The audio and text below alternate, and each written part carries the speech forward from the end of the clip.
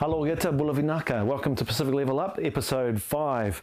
And I'm really excited today because we're talking about Melanesia, which is the part of the Pacific that has both the most languages and the most people, and is one that, especially outside of the Pacific, isn't as well known, as well appreciated as it should be. Now, Melanesia, as we can see on our map, is that big cluster of islands that runs from New Guinea in the west all the way to Fiji in the east, and from New Caledonia in the south all the way to like the Bismarck archipelago, which is now part of Papua New Guinea. And one of the reasons Melanesia is so fascinating is because most Pacific people who live in the Pacific are Melanesians, and the biggest nations in the Pacific are in Melanesia. The biggest of all is Papua New Guinea, which has 8 million people. And if someone in New Zealand, for instance, says, well, why would you want to study the Pacific? Well, Papua New Guinea is nearly twice the size in terms of population of New Zealand. Then we've also got Fiji with its 1 million people. And then even a nation which is so little appreciated, like the Solomon Islands, is larger than all the other Polynesian nations excepting New Zealand, 650,000 people.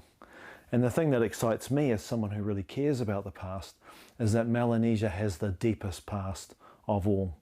Over 40,000 years of history in Melanesia, 40,000 years.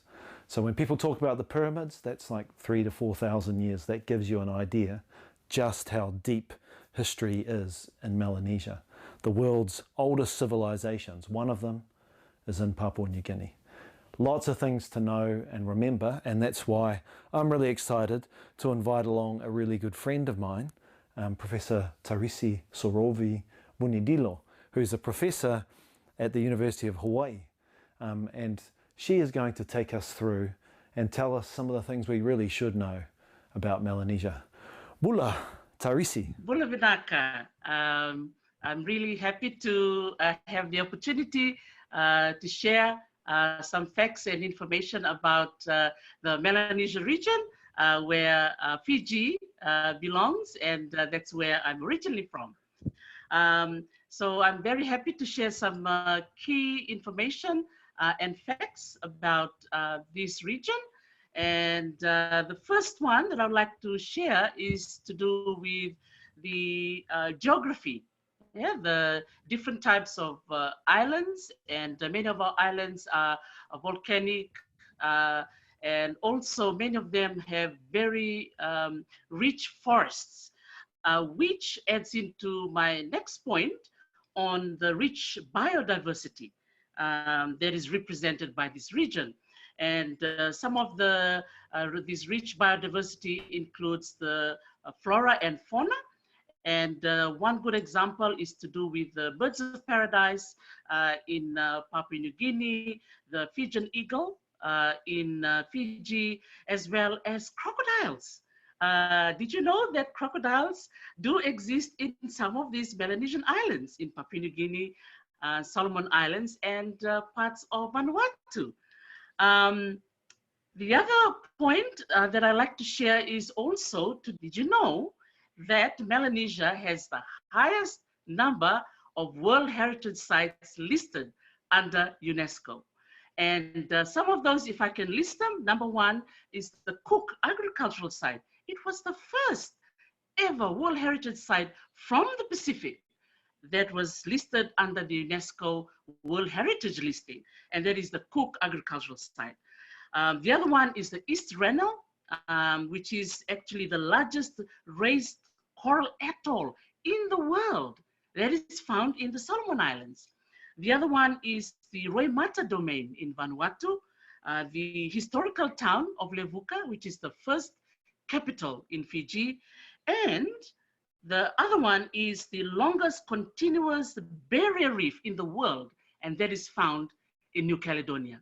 Isn't that amazing that all these nations in Melanesia have got the well-renowned, recognized World Heritage Sites in the world? The other point that I want to share is to do with KAVA.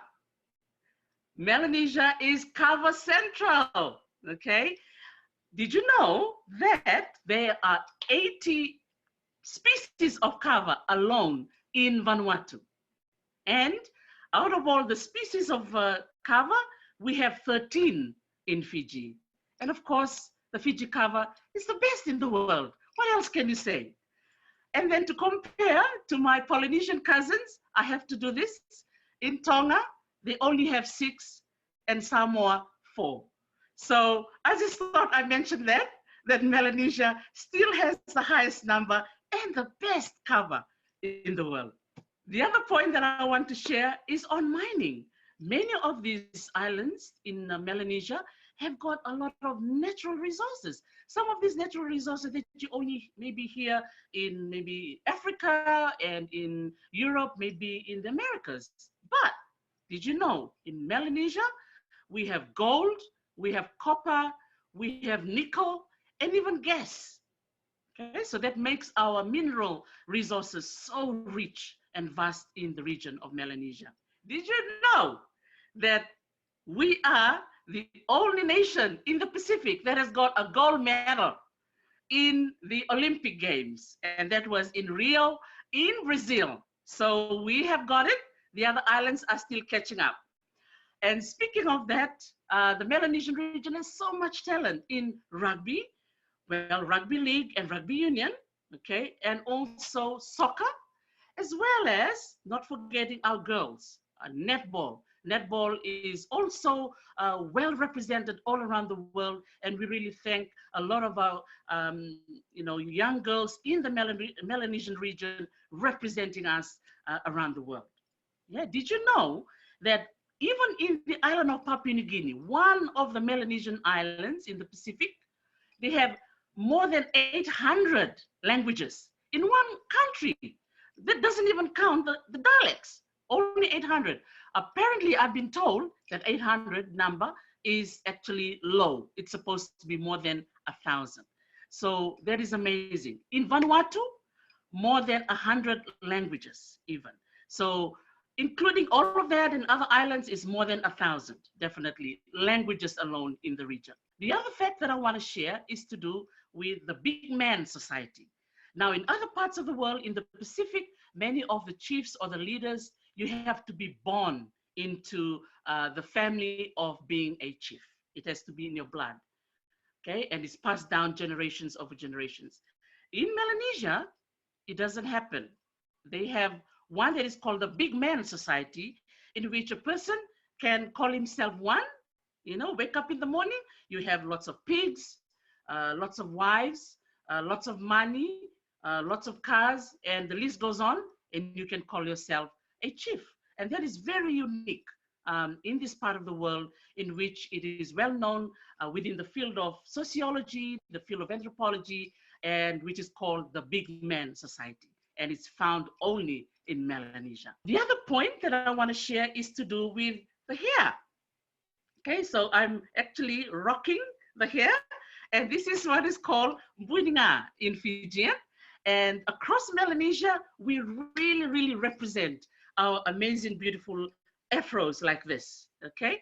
And the hair history of our people in Melanesia even adds to the amazing, rich array of hairdresses in museums. So if you go to museums in Europe, in Australia, in New Zealand, many of the headdresses made of feathers and so colorful are all from the Melanesian region. So we're very proud of our hair traditions, and I am proud of mine too. Melanesia is the region in the Pacific that actually hosts the whole 3 regions of Melanesia, Micronesia, and Polynesia. So we have Polynesian outliers, we also have Micronesians. For example, in Fiji, we have an island called Rambi, and we also have an island called Kioa. So the islanders of Kioa were originally from Tuvalu, and the islanders in Rambi were originally from the Ocean Islands in the Republic of Kiribati. So isn't that amazing that in this region, we're able to open our hearts and our geographical spaces and our islands with other islanders, such as Polynesia and Micronesia. Last but not least is to do with cultural traditions, such as tapa making, tattooing, and pottery making. They are still being done in our region. Now, many other parts of the Pacific, a lot of these art forms have either gone extinct or has died. But in Melanesia, if you come there, a lot of our ladies are still weaving those beautiful mats, making those beautiful tapa, making those beautiful pottery, and the tradition of tattoo is still alive till today. Vinaka vakalevu. Vinaka vakalevu, Dr. Tarisi. Thank you so much for bringing your knowledge and making all our lives more joyous through your time with us. Join us next time on Pacific Level Up, where I'm going to do Polynesia 101 to follow up all those beautiful things we learned today from Dr. Tarisi.